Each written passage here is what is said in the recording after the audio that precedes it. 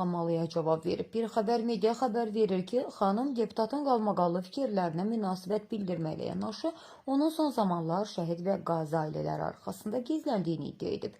Necə? Gəlin vətəndaşın şikayətini dinləyək. Səsləndirilən iddialarla bağlı qarşı tərəfin də mövqeyini işıqlandırmağa hazırıq.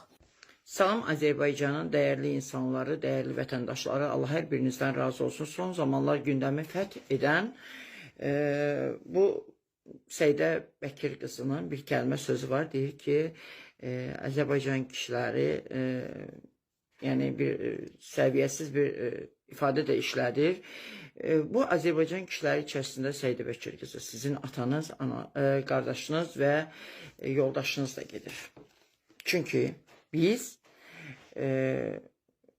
siz bugün Günay Ağamalına dəstək çıxdınız, belə deyək. Amma mən bir şey vurğulayacağım. Mənə gələn çox zəylərə görə bu postu paylaşıram.